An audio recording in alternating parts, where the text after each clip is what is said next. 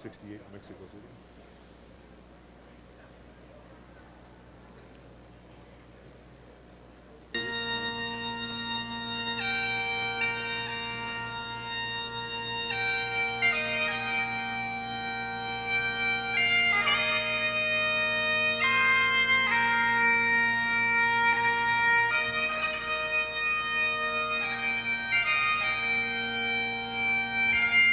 That's his youngest son.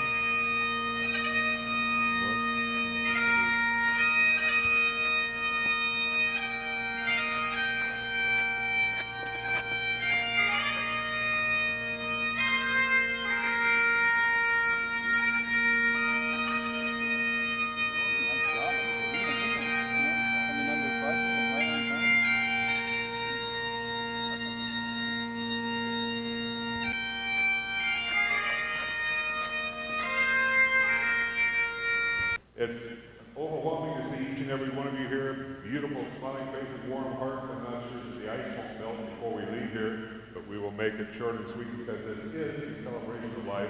It's my pleasure this time the Smith family has requested that Bill O'Kell, representing the Motor Racing Outreach MRO, provide a blessing message and a prayer for Roy Smith's celebration. Our faith comes from our heart.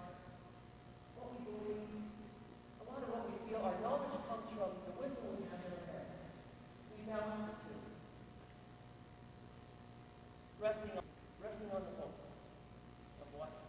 Of eternal life. The opportunity. I think of a man who just lived his life fully.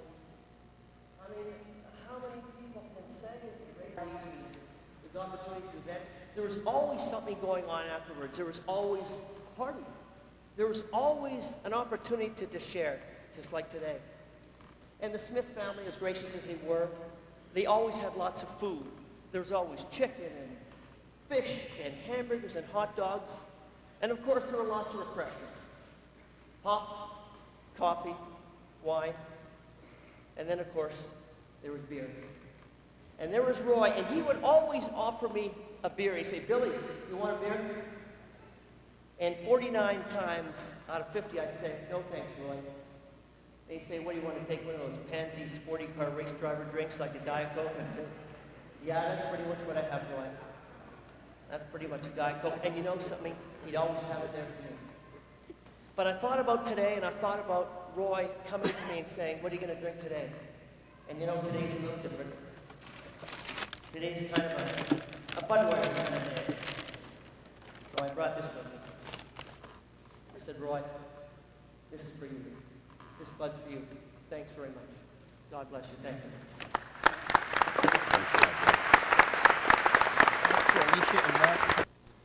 We're going to have a list of speakers, and I'll be calling you up here pretty soon, so if they'd like to move down to the penalty box, is what I was told. It looks like something Roy would set up. I know that before this is over, they're going to roll up this park and make me try to walk across the ice, but I'm not sure.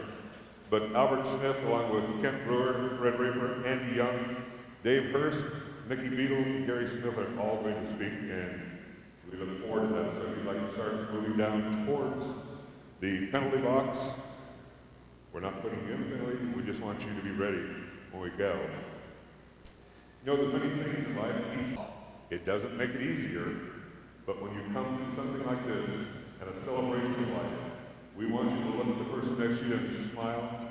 Don't be afraid to laugh. Don't be afraid to clap. That's exactly what Roy would do if he was here right now.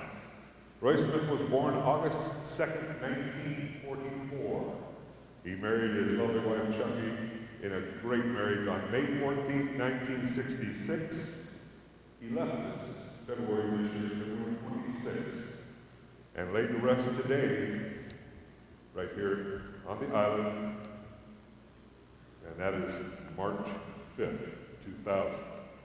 The Smith family wants me to also extend to those their heartfelt prayers and thoughts are with Roy's shipmates. He was on the ship, the Hope Bay, crew members who passed away, Derek Myers, Dennis Weber. There was a survivor, Michael Fluser, and they also want to know that their prayers are with the boat owners, Alan and Brenda Williams and family. We do appreciate them being here. and we think of their families in their time of need. Such a wonderful turnout we have today. I want to let you know a little bit about Roy Smith as a race car driver, mostly in the 39 years, it will be 39 years coming up this year that I've been announcing. Also promoting a track, I met Roy in 1974, driving a modified, as you see here, at Shasta Speedway, and then being the Winston West announcer. I guess I can't say that anymore, but I can say it. The Grand National Division of NASCAR, as Roy was extremely successful. You know, there might have been other drivers in Canada as good as Roy. I personally don't think there's ever been anybody better. He was honest, he was straightforward, he was focused, he was a racer's racer. We had such a great time. I have a little thing I'd like to read about what Roy accomplished with the Winston West Series.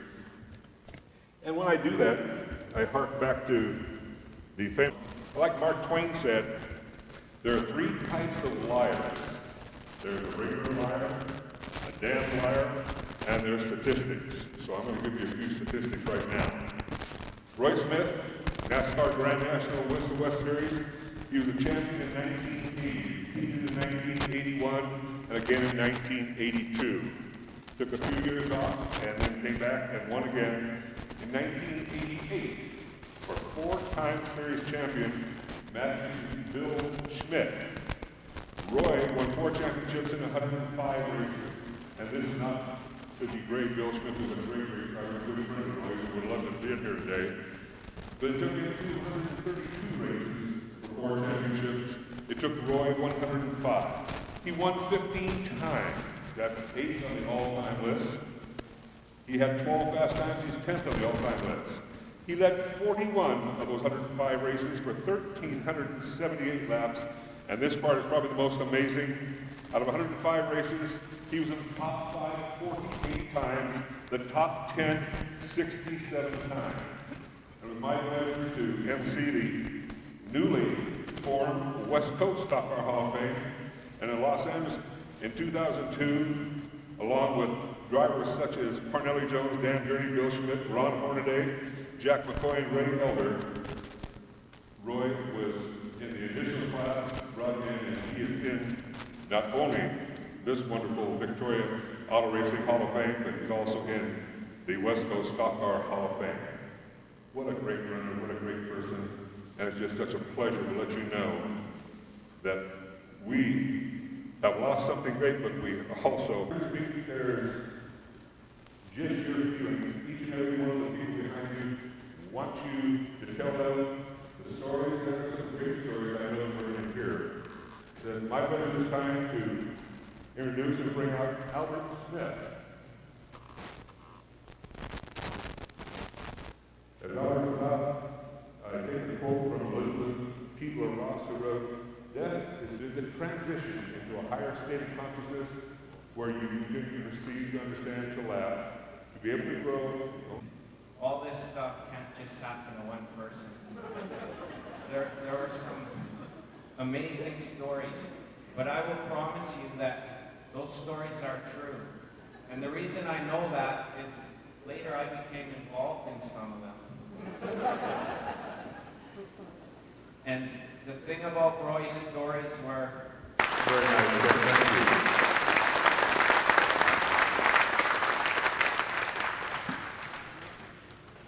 you. You know, I've been long enough. I even watched. They're basically have about 4 more speakers.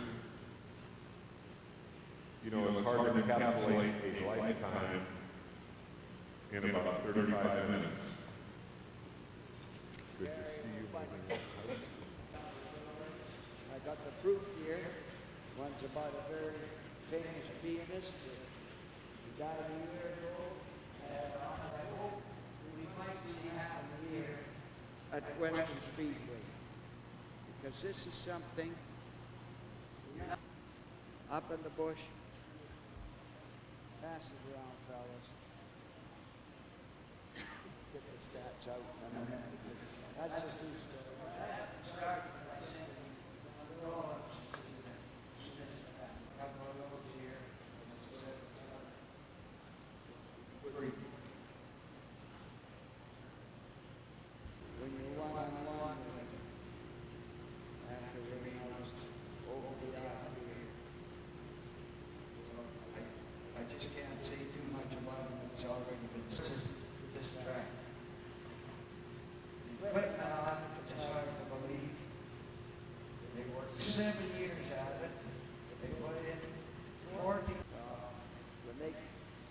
trailer out at halftime and it was smoother. I said, you don't need to do it. It's smoother than Skagit's PBA it was. So, there's a third mile, 60 feet, all around 40, 10 turns, and 10% turn. It's amazing. Our next speaker is Andy Young. If Andy is here, we'd like to have him come out. Looks like very I'm very kind to Roy. I went to 4 championships with him. I went to Daytona with him. And I just can't believe this man he's just one hell of a race car driver and also my personal friend. And I want to take my condolences again to the family. Chuck's been unbelievable, very Aaron. We all got a group together here, and it's just unbelievable. Won the 4 championships together. And the Daytona trip was unbelievable. I'll tell you a little bit of stories about Daytona. Probably everybody in this room knew what we went through there. So we get out there. Richard Childress says, get that man off the track, he's going to kill himself. We're going, no, he's not coming in. He said he's going to make this race, and that's what he did. And Barney said, Roy Smith, he said, you are one hell of a race car driver. It's one of the funny driving school thing at Bondron Driving School. So anyway, I hadn't got there until the weekend. And I get there on the weekend and Roy's driving around at Bondron track and everything. And so I get there on the Thursday night side, trip to Daytona. It's unbelievable. I could go on here for hours. But recently I just went to the Hall of Fame, and this jacket that I'm wearing, the Hall of Fame, and Roy was much getting dressed up to me, and we were getting these tuxedos on. And we were having trouble with our ties. So Chuck said, well, Roy said, well, geez, I can't get somebody tie on the right glitter. He said, you guys should go downstairs and have a look at the rest of them guys. They're wearing their ties. Chuck says, no, you can't do that. I said, well, these people can't go down there looking stupid.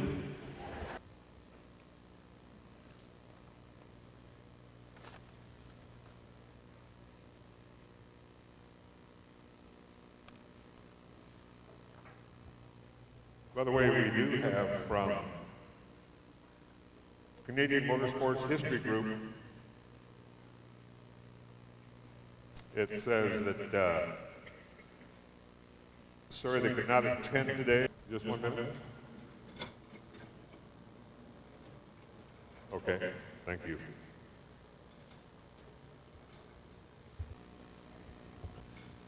David? Sure, great to see everybody, and you might as well say this is Roy's family. I mean, he came from a large family, he married into a large family, and he just continued to enlarge it right just the way he was. I wrote some things down here, and it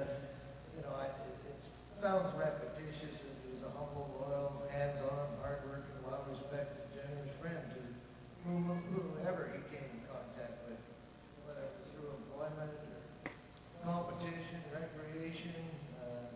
He had a magnetic personality, which attracted many lifelong friends. I met Roy at age 10. Gordon hit school in 1954. When you were a new kid, you came in there, you got surrounded by about six friends now. Yeah, you're still single then. And anyway, so it just turned out that it was sort of an extension of our Gordon Hip backyard that her parents seemed to allow us guys to meet Roy. Roy's dad Harvey also, we talked about this, taught us all how to play crib versus traditionally we get there. He was hell-bent for leather most of the time, and Albert, that horse he bought, the name of that horse was Elzapop. And it was a good name for it. I rode horses with him. Very sweet note from Mark and Alicia, ages 11 and 6. Pop was the best. He taught us how to fish. He showed us how to swim. Whenever we were sick at home. Thank you very much for all coming out today. Very proud moment to see all his friends and stuff in the Hall of Fame people. First of all, I lost a best friend and my dad all in this tragic accident. You know, I think that Dennis and Derek and the survivor have all been in our thoughts every time we think of Roy. And Al and Brenda, your thoughts, we just meant so much to me to ride up the other day with you. You alleviated a lot. Thank you. This past week's all been a blur, but I feel so proud that I've stepped up and done some of the things Dad would have done. Just little things. Aaron and I have talked about going out and cutting kindling, something that we've all thought about doing, but every time we turned around, Roy's had to act and he's already done it, and that's the way my dad was. He just always had the job done. When Aaron and I thought about doing something, Roy's already finished and coming in the house and doing it. So it's making me grow up really fast here. Something I gotta say, and I gotta get off my chest.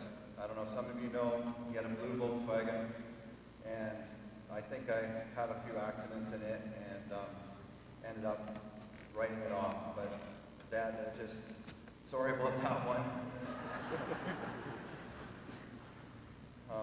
One last story I got here is just honored. My mom gave me a Winston West Championship ring that my dad had won. Also gave my brother Aaron one. And I said right away, I don't deserve to wear one. But it was when I first started in NASCAR. I guess it was the Northwest Tour Series. We finished third. We almost won the Rookie of the Year. We had a great year, won a couple races. And Jimmy, my uncle, we were sitting there just a couple nights before we had a big party, a celebration for all our sponsors, and we got everybody together, and we watched this old race at Riverside. And Roy passed everybody down the straightaway, and me and Jimmy sat there and watched that race. We talked. Rick Boney built a hell of a motor, and he just passed everybody down the straightaway. But that was our own little private joke. So anyways, we get to this function that we were having for me, and telling Dad the story after a couple cocktails, and he says, son, when you learn how to pass down the straightaway, he sort of wiggles this ring off, slides it down the table. He says, you might have one of these too. We tried to get one for you, Dad. We didn't quite.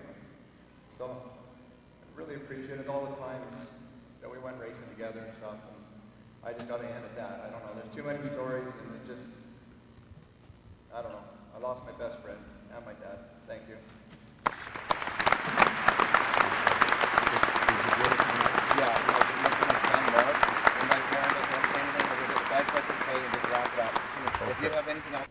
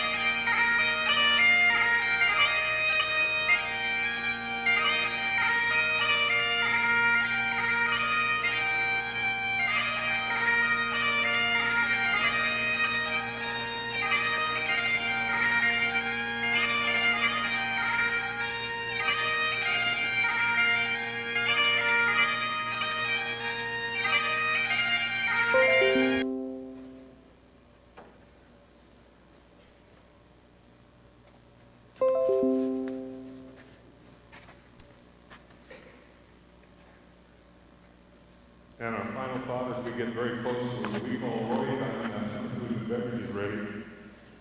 And absolutely will know that they're going to be watching out for Mom. She's going to be well taken care of. And they are happy to do that. Great sons, so we appreciate that. We thank each and every one of you from our bottom of our hearts, from the Smith family. Thank you for joining us for this celebration of life. God bless, and we'll see you at the beer bar.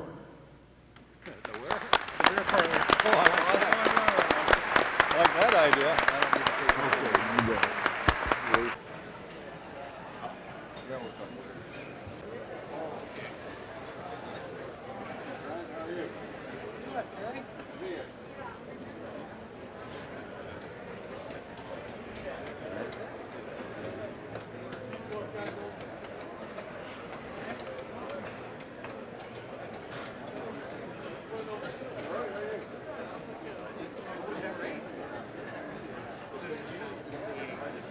Keeping you busy down there? Oh, yeah. I thought Everly would have been here today. I didn't see him. Who? Everly, I thought Ron would have been here. Yeah, I'm surprised he wasn't. I don't know, maybe he just wasn't, I don't know, I'm sure he would have been aware. I saw him at work today. I'm surprised. Oh, he probably had something to do. I don't know. Well, you know, I mean, obviously a testimony to the man here, a great turnout and lots of family and friends. You know, it's a pretty nice tribute altogether, huh? Very good tribute to Roy Smith. Lots of great special guests here from the States and, of course, from here in British Columbia. And what can you say about a guy like Roy Smith? How about, you know, can you put in context that kind of driving career? You know, as far as Canadians go, there's, you know, hardly any. He's in the top 10 for Canadian drivers who've gone places. I don't think Roy really realized how big of a hero he really was, or is, you know. What do you say? Daytona, people keep talking about that trip, and I mean, it seems far-fetched to imagine a Canadian at Daytona these days, but there he was 4 years, huh? Yeah, he made it to Daytona 3 times, finished 10th in 1982, and he had the whole city behind him. I mean, that right there tells you what kind of guy he was. The whole city got behind him. Grew up with it, so it's his turn. Yeah, fair enough. Yeah. Well, you know, obviously a nice tribute today, and you know, that feels pretty good. Lots of old faces, and I mean, the memories come flooding back. Same for you? Yes, it's unfortunate that we lost a good friend in Roy, but Gary and Aaron, I mean, 2 nice kids, and Chuck, beautiful lady. So we have at least that from Roy, and I look forward to being a part of the Smith family, even though Roy's gone now. Yeah. I mean, people might not, you know, I mean, it was, you know, more than 20 years ago, you know, when he was really driving at his peak. But can you put in perspective, you know, I mean, he was at the top of his game and top of the stock game back then, no doubt about it. You know, I was really lucky. When I first started with the Super Modifieds, first off, my father would let me drive. And Alan Smith, Roy's brother, was driving our car, and Alan let me have the opportunity to not tell Dad, and he got out of the car and let me get in the car. And with Alan's experience, and Roy come over and said a few things to me at the time. Didn't seem like that important to me because I was awfully young and first time I'd ever done it, but the words that Roy gave me, the wisdom that he passed on to me were invaluable, and I now pass that on to my son. So, you know, it's I lived through a lot of years of racing, had a lot of fun, and did it very safely, and Roy was a big part of that. How about this, you know, having gone through the, what was it like in Victoria in the early 80s when he was going to Daytona? What was the buzz like? It was exciting, you know, and at the same time, we'd lost a friend earlier in the 60s with Billy Foster. And now for Roy to go in the speeds they were going then, and Roy's inexperience, you know, it was a worry for a lot of people, but the buzz of the excitement of Roy going there at Victorian and it was a thrill, you know. 10th place is a decent finish, right? Well, 10th place is a heck of a finish, and a lot of people would like to have that in their careers, never mind only being there a few times and then getting a 10th with basically under equipment from whatever the people were running, so. Jerry, thank you very much. Thank you. Jerry with the G? G. Looking directly at you? Yeah, just not going to be this one. You know, obviously a nice tribute. That feels pretty good. A lot of old faces, a lot of great old stories, huh? Well, there is a lot of stories, and as I mentioned earlier, I've known Roy for 40 years, and a lot of the people got into the stories, Keith. I didn't, but there's many, many interesting stories, from cutting broom handles off to winning his first Daffodil Cup race with him. It just goes on, and he was a good friend and one terrific competitor, and he was a real ambassador for Victoria. And as you notice on the picture, it said the pride of Victoria, and he really was down Daytona. And the city really got back behind him here in this effort too. Yeah, 24 years ago now. Yep. We put together a campaign to get him down there, and it, as Andy alluded to earlier, it was a very tough time down there for us to get the recognition and to get the engines in the cars we needed. We had to get down there and fight for everything we got. And Roy, as a matter of fact, one of the interesting times when he came into the pits, he said, every time I come in, I don't know if there's going to be a fight or if you're going to clean the windshield. It was a pretty stressful time, but he followed through and did what he said he'd do. Finishing the top 10 the first time we took a car down there to Daytona was an absolutely incredible feat and a testament to his ability. And what did the drivers down there think when the this hick from Canada showed up and, did all right? Well, at first it was really difficult because nobody would draft with him, and their drafting at those super speedways is critical. And so I knew Tom Sneva. I'd raced with him for many years, and I got Tom to work with Roy, and then they got some time drafting. And then once they realized what he could do, he didn't have the problems. It's a matter of trust. It's a matter of trust. They're running at 190 miles an hour. They have to know that you're capable. And, again, just a really nice turnout here. And, really a decent guy, and you can just see the reflections from friends and family. Yeah, pretty. Well, it's Quite a loss. yeah, it's as I mentioned. I think that death ends a life, but it doesn't end a relationship. And he has a tremendous relationship with the racing community everywhere, and not just in Victoria, but everywhere in Canada and the United States. Name again is? Tony, Last To- name? oh, Vandy Mortel. How would you spell it? Better get that right. Yeah. Oh, yeah. Thank you. You were. Did you make the Daytona trip back then? Were you one of the guys? Yes, I did, yeah. How can you? How would you characterize that? A wild time, and you know, the whole city was behind you. All of that. It was, I was just one of the fans and one of the supporters. It was actually John Edgett and Tony Martell and a bunch of people that got the thing together. But it was quite a deal, shoestring budget against the big dollar teams, and they did a tremendous job. And it's great here as we stand here. I mean, so many great memories. You know, really, can you put in perspective this guy's place in the? You know, this is a really, you know, a terrific driver. You know. Well, as far as I'm concerned, he was one of the best and could have been there. He chose to stay home with his family instead of pursue a career, which he was very good at and could have shone at in NASCAR in the South. Had the gifts. For sure. Thank you very much. Okay. What's your name again? I'm sorry. Dan Wade. Dan, how do you spell the last name? W-A-D-E. Great.